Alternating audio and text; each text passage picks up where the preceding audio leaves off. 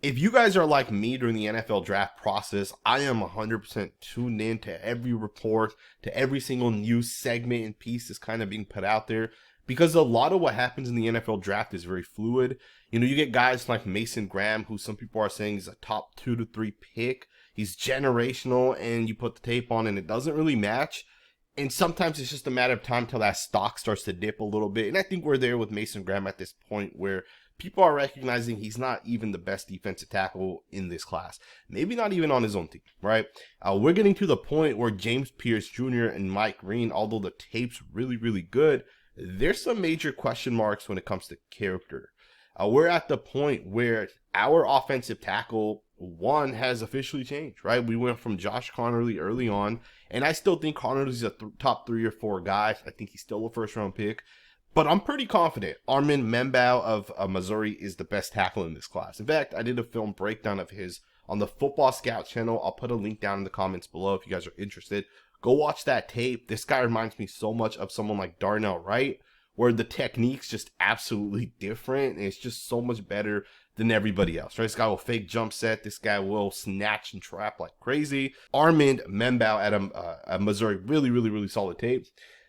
But again, it's very fluid, right? Things are going to change every single day at this point. We've seen, Kalijah Kancey's stock go crazy like a month before the draft. And then we even saw guys like DeJuan Jones, who was like a top 10 pick to some draft analysts. And then that fell as the draft actually happened, or he goes in the 4th round, right? It's fluid. A lot of things kind of happen. And one of the things we just saw was apparently Mel Kiper saying that Shedeur Sanders is not only not the number 1 quarterback in the class anymore, but apparently he's no longer even a guy that might go in the 1st round, right? Apparently some teams don't even want this guy and have him off the board altogether. I'm going to read to you guys what Mel Kiper said. It was in a format in which Athlon Sports actually took it and posted it in an article. We're not able to use the video because it does come from ESPN, and ESPN blocks any videos that you use. But here's the actual statement that Mel Kiper basically put out there. So Mel Kiper revealed on his show with Field Yates, the show is called The First Draft, that the noise around and the NFL points toward being the top quarterback in this class, right?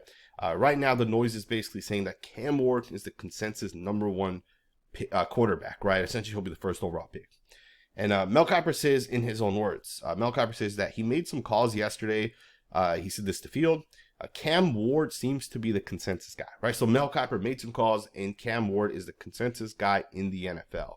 And this isn't really shocking to me. I know some people will be shocked as we kind of go forward with that kind of flipping a little bit. But remember, this happened in last year's draft as well, where everybody was like, hey, Jaden Daniels, cool, let's get him in the 2nd round. Michael Penix, cool, we'll get him in the 5th round, right? And none of that actually happens, right? Things are always changing, especially with the quarterback position. I'm not surprised with Cam Ward being the consensus number one quarterback, especially if you watch the tape, right? Cam Ward looks really, really, really good. He's really impressive out there, makes all the throws. When it comes to being able to put the ball where it needs to go in a timely manner, right? It's not late. He's able to get the ball out. Ball placement's perfect. Cam Ward does a really, really good job. Now, with that, after he said that, he also said something interesting. So after Field Yates concurred, Kiper then unveiled what he was told by someone around the league about the son of Deion Sanders, who is seemingly no longer the kind of prototypical quarterback NFL teams want.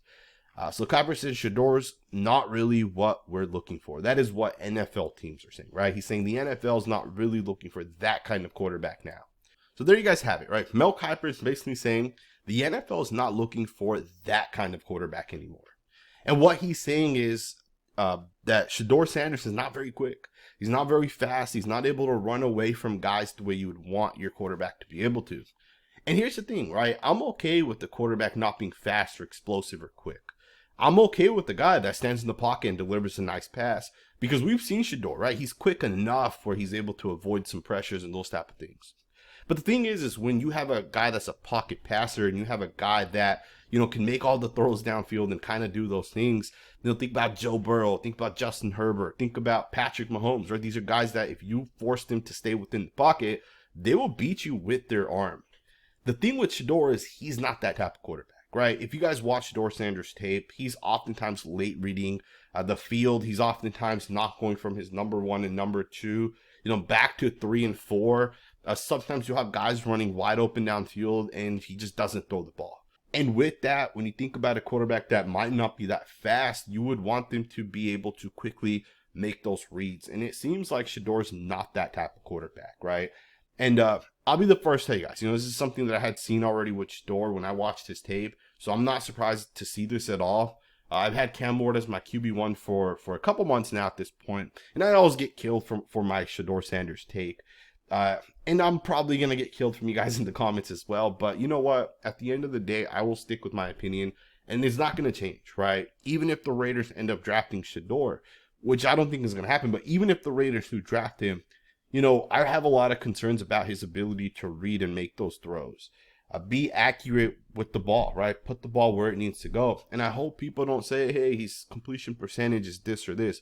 Completion percentage doesn't really matter, right? The difference between NFL quarterbacks when it comes to actual ball placement and putting the ball where it needs to go 30, 40 yards downfield is a lot different than completion percentage, right? A stat where you can throw a screen and have 100% completion percentage, right?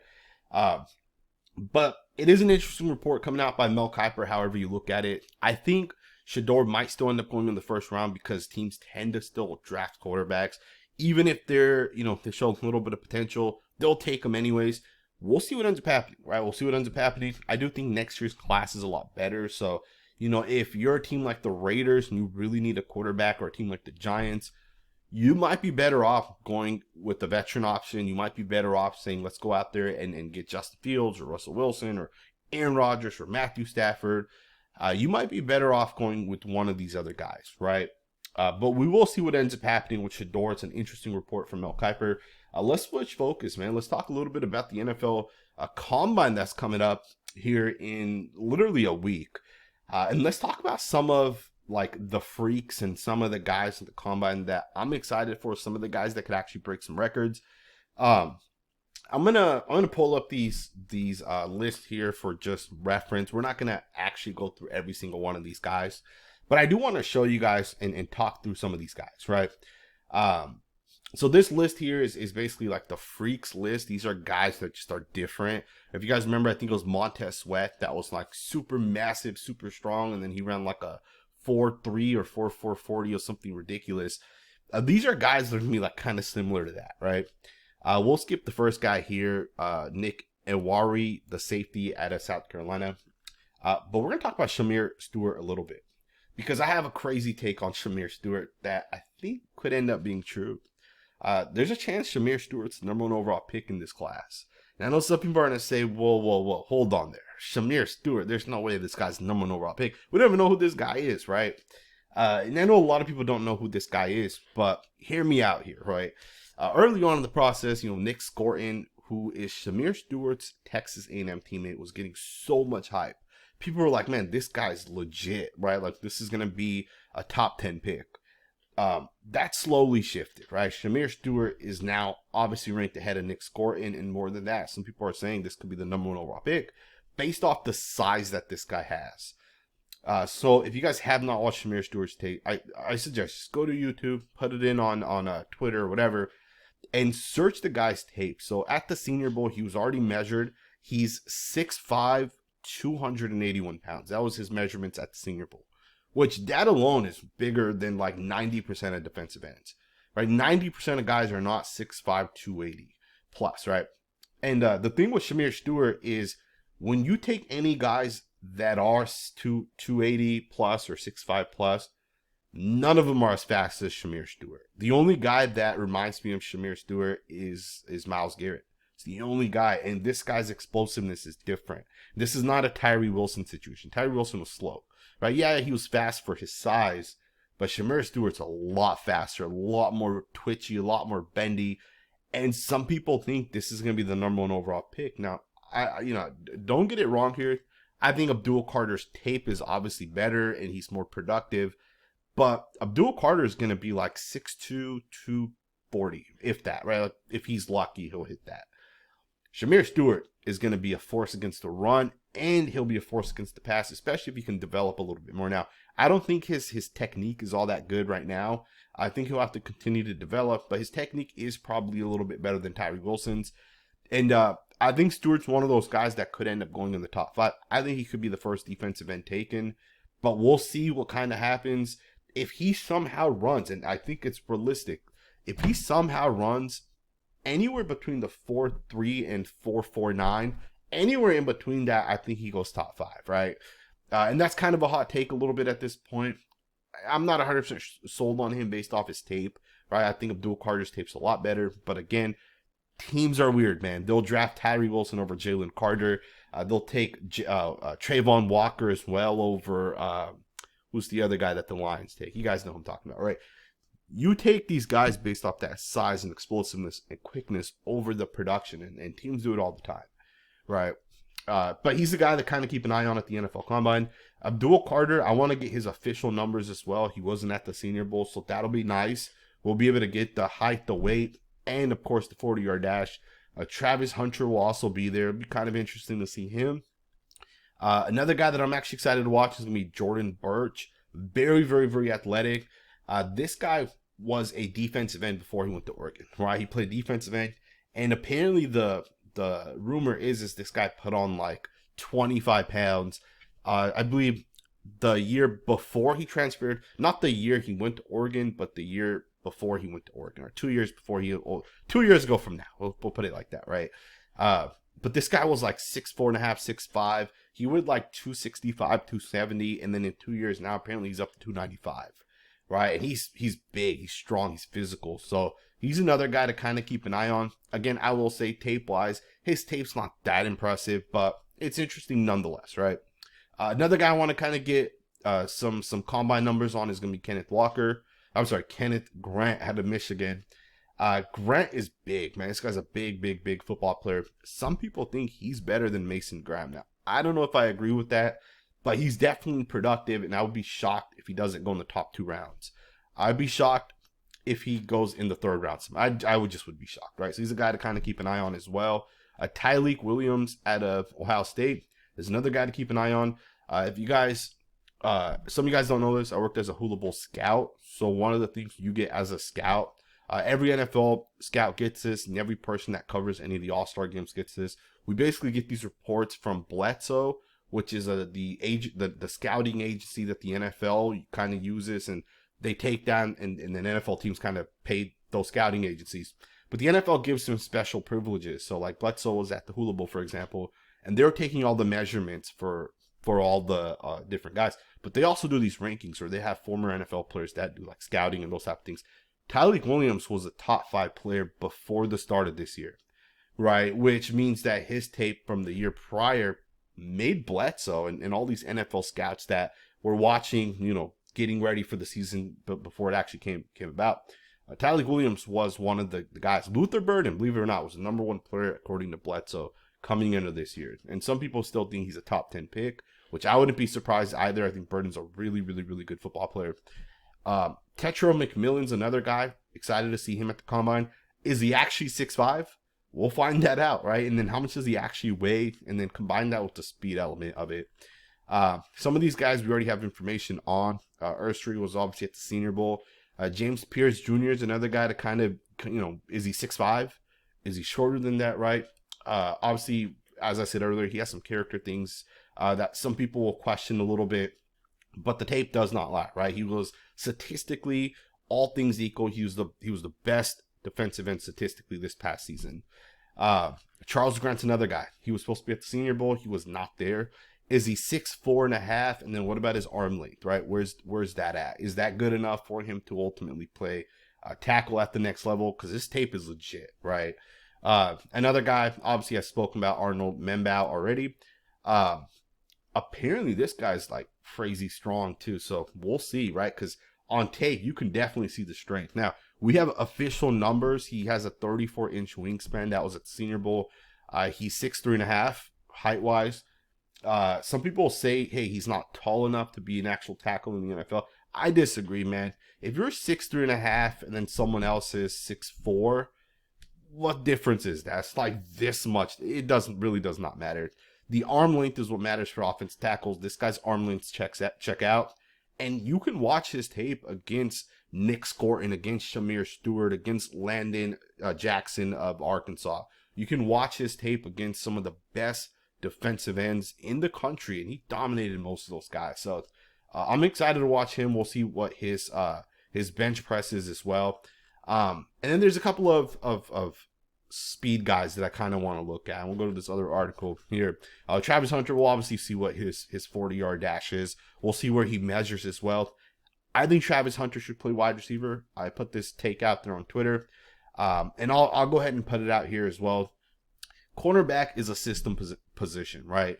Cornerback is like, Jimmy G with Kyle Shanahan, right? You give Bill Belichick Travis Hunter, he'll have just as much success as Travis Hunter as he will if you give him some random 5th-round cornerback like J.C. Jackson or Stephon Gilmore or whoever else it was. And I don't think, Gilmore was a highly drafted player, but like Bill Belichick will take whatever corner it is and he'll develop them into superstar corners, and they'll have success, and they'll win him Super Bowls like Malcolm Butler did, right?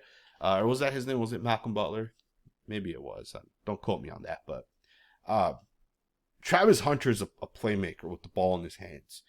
Yeah, he could be a really, really good corner, but unless he's Jalen Ramsey, right, which I don't think he is, unless he's Jalen Ramsey, you line him up at wide receiver, because as a wide receiver, this guy's a playmaker. All right, we'll see what his size is. We'll see kind of that weight, and we'll see as well as his 40-yard dash. I would put this guy as a wide receiver. Truth be told, in my dynasty league, I have the #1 overall pick. I made a trade before, so I got the #1 overall pick. If Travis Hunter gets drafted and he's playing wide receiver, I'm gonna take him. If Ashton Jeanty goes to like a team like the Cowboys or one of these teams with a really good offense line, and I'm going to end up taking him, right? But we'll see. If Travis Hunter's a corner, I'm not taking him at all, right? Just some information I want to throw out there. And there's one other guy that or two other guys, actually. Bashol Tutin out of Virginia Tech. Some people think this is a top 3 running back coming out this year. And most people don't know who he is right now. He's being rated ahead of guys like Caleb Johnson. Some people have him over Amarian Hampton of North Carolina. Some people think this guy could actually be on the level of Ashton Jeanty. Now, obviously, he didn't have those type of numbers, but he also didn't have the type of touches that some of these other guys had. But Tutin, if he runs somewhere in the 4.3s, that'd be absolutely incredible, right? If you guys see this down here, he was reportedly clocked in at 23 miles an hour and ran a 4.32 second 40-yard dash this past offseason. So, this guy's gonna, obviously end up hitting a number fairly high. So we'll see how that kind of happens. Isaiah Bond's another guy to kind of keep an eye on. Some people think Isaiah Bond could actually be a first-round wide receiver. I kind of agree with that. But I think his 40-yard dash will be a big part of it. Now, I should repeat that. I don't know if he's a first-round wide receiver, but I think because of the size, he might end up going in the first round. I think a team like the Dolphins, who might end up losing Tyreek Hill this offseason, they might say we need speed, so let's go get Isaiah Bond. We saw the Chiefs overvalue speed, right? And they ended up taking Xavier Worthy. Like 5 picks later, the Colts took the other Texas wide receiver because he was super fast as well. So I think there's a chance Isaiah Bond does end up going in the first round. The last guy, and the guy that I'm most excited to watch, is going to be Arlen Smith, wide receiver out of Georgia. Some people think he can actually break the 40-yard speed record, which I think last year was set by Worthy. I forget what it was that he ran. It was like a 4.21, I think. But some people think Arlen Smith can actually break that record. Former Brock Bowers teammate. Obviously, Georgia's always that one school where wide receivers don't have a ton of production, right? They're solid, but not anything crazy, right? We saw obviously Brock Bowers. Who's the guy that the Chargers drafted? Mick Conkley, I think that's his name. Even before that, George Pickens was like Georgia, right? Not crazy productive, but they are really, really good NFL players. We'll see about Arlen Smith a little bit as well, man. I hope you guys enjoyed this video. Let me know what you guys think in the comments below. Obviously, Shedeur Sanders is going to be an interesting quarterback as the process continues. As will Cam Ward and Jackson Dart, right? Jackson Dart seen his stock absolutely skyrocket. So we'll see what ends up happening. Let me know what you guys think in the comments below. Thumbs up, subscribe, and I'll see you guys next time with another video.